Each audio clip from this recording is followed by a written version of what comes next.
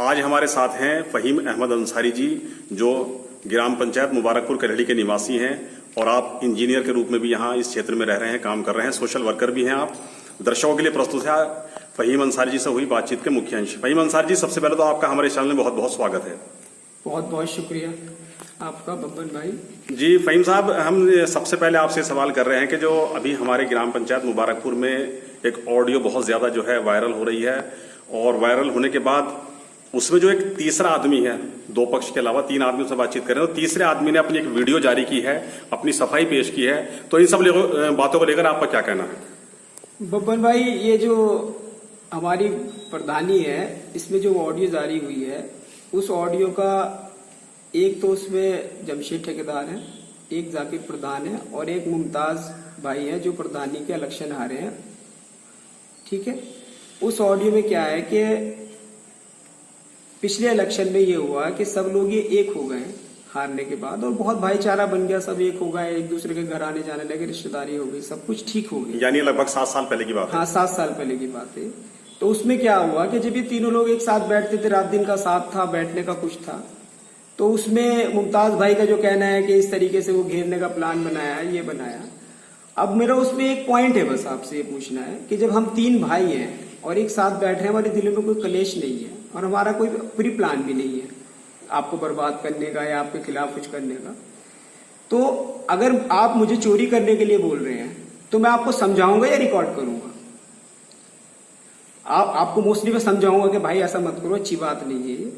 तो उसमें आप ये समझ लो कि कोई इंसान का प्री प्लान है कि इनको बदनाम करने का या इनके खिलाफ कोई, मैं ये नहीं कह रहा मुमताज भाई झूठ बोल रहा है, मैं ये कह रहा हूं मुमताज भाई सच बोल रहा है, मगर इनका ये एज ए जिम्मेदार आदमी, एज ए रिश्तेदार भाई, साथ में बैठने वाले, मोहब्बत वाले, जो अच्छा दोस्त होता है वो इंसान को बुरे काम से रोकता है, ना कि उसकी रिकॉर्डिंग करके उसकी बदनामी करता है।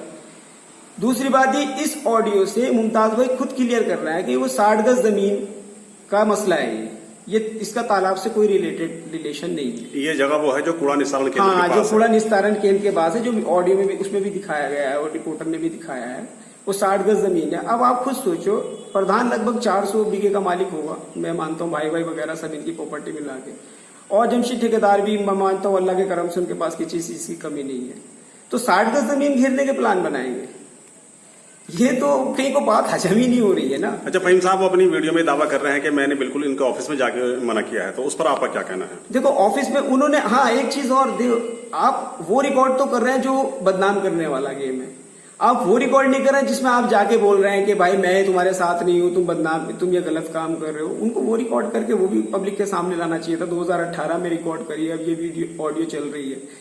दूसरी चीज ये है कि चलो मुमताज भाई सही है अपने मानने में, मुमताज भाई ने पिछली प्रधानी में भी इलेक्शन में प्रधान के खिलाफ इलेक्शन लड़े थे, उसके बाद प्रधान ने बड़ा दिल दिखाया, इन्होंने कॉलोनी काटी, इस कॉलोनी में प्रधान ने सरकारी बजट से रोड बना के दी।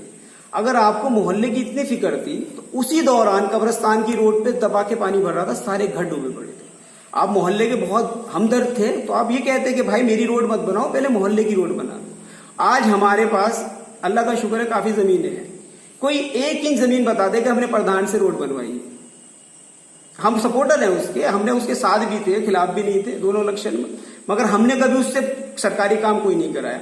इन्होंने सरकारी काम भी कराया भाई बन के, और उसके खिलाफ ऑडियो भी रिकॉर्ड कर ली। क्यों? क्योंकि उसके खिलाफ इन्हें इलेक्शन लड़ना था। ये जो कॉलोनी काट रहे हैं, इससे जनता को या आम आदमी को क्या परेशानी? भाई कॉलोनियों से तो देखो, अभी बताऊं, ये तालाब है, तालाब की कैपेसिटी होती है, पहले तो ये तालाब में झोड़ी है छोटी छोटी, जो जमीन खरीदेगी वो रजिस्टर्ड जमीन है 1500 गज। हम चिल्ला के कह रहे हैं कि 1500 गज हमारी रजिस्टर्ड जमीन है, आप कहीं भी दीवार कर दो, हमें कोई सा भी हिस्सा दे दो, ऐसा नहीं कि कोई मोहल्ले वाले बैठ जाए या सरकार दे दे। हम लोग तो सरकार के हाथ में, जो गवर्नमेंट है, कानून से ऊपर तो कोई भी नहीं है, जो कानून कार्रवाई करेगा या कानून जो फैसला करेगा हम उसके साथ हैं।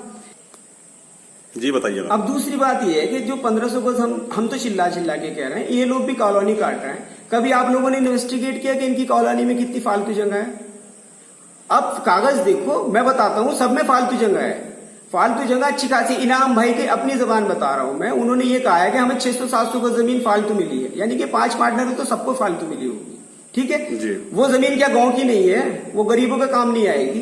दूसरी बात, तालाब की जोड़े की बात रही तो 1500 गज रजिस्टर्ड जमीन है, हमें 1500 गज पूरा गांव बैठ के निशान लगा दे, हम बाउंड्री करने को तैयार है अपनी। बाकी खोद दो, या झोड़ा बना लो, या तालाब बना लो, या पार्क बना लो, बच्चों के लिए कुछ भी बनाओ आप जो गांव के लिए अच्छा हो। अब आपका जो है आपने इतनी सारी बातें हमारे दर्शकों को बता दी हैं इन सब चीजों को लेकर, तो आप आखिर में और कुछ कहना चाहेंगे? हाँ, चाहे कोई एक चीज पॉइंट और मेरे माइंड में है, जो मुमताज भाई मैं मानता हूँ बहुत ही ठीक ठाक इंसान है, ईमानदार है, तो ये उनका घोषणा पत्र है। आप सब देखो, मोहल्ले वालों, गांव वालों, ये घोषणा पत्र है। घोषणा पत्र वो होता है जो इंसान वादे करता है इलेक्शन में कि मैं पूरे करूंगा। इस घोषणा पत्र को लेकर आपको क्या कहना है? इस घोषणा पत्र में पॉइंट 2 हेल्थ पॉलिसी है। इसमें लिखा हुआ गया है कि मैं उन्हीं के वर्ड पढ़ रहा हूं, हम इलेक्शन जीते या हारे, इलेक्शन के फौरन बाद एम्बुलेंस का इंतजाम किया जाएगा। जहां तक मैं मानता हूं कि हमारे मोहल्ले में तो कोई स्कूटी भी नहीं है, अभी रिक्शा भी नहीं है, इवन एक रिक्शा ही दे देते गांव वालों को जब वादा किया था। ये लिखा हुआ देखो जी, ये इनका ही घोषणा पत्र है। तो आप इस चीज पे ध्यान ना देके एक दूसरे की ऑडियो दुश्मनी पैदा करना, ये करना, वो करना, ये अच्छी चीजें नहीं है। आपस में मिलजुल के रहें। और अगर प्रधान कुछ गलत कर रहा है तो आप कुछ सोचो, पब्लिक उसे क्यों जिता रही है? जी, मतलब आपका कहना है कि वो लगातार दूसरी बार जीता है, और उसकी बहुत सारी चीजें ऐसी है जो हिडन चीजें हैं, वो बहुत मदद करता है लोगों की। लोग जानते हैं 60 गज जमीन पे 400 बीघे वाला बंदा गिरेगा यार, कहीं को हजम ही नहीं हो रही है ना बात ये। जी फहीम साहब, कुल मिला के आप आखिर में अपना क्या पैगाम देना चाहते हैं? मेरा पैगाम ये है कि अगर मुमताज भाई ईमानदार हैं तो जो भी मेरे ये पॉइंट है कि किसमें कितनी फालतू जमीन है, एक वीडियो और बनाए और ये बता दे कि तालाब में इतनी फालतू है, बाग में इतनी फालतू है, दूसरी और जमीनों में इतनी फालतू है। और जो इस आपने ऑडियो रिकॉर्ड की है 60 गज जमीन की है, तो आपने क्लियर कर दिया, यानी कि इस रिपोर्टिंग का कोई मकसद ही नहीं बना जो इससे पहले हुई है। वो सारी तालाब पे हुई है, जबकि वो 60 गज जमीन का मसला है। मैं ये भी नहीं कह रहा मुमताज भाई झूठ बोल रहे हैं, मान लो वो सच ही बोल रहे हैं, मगर जब लोग साथ बैठते तो 4 बातें होती है। उन बातों को फैलाने से अच्छा है कि उस बुराई को रोका जाए।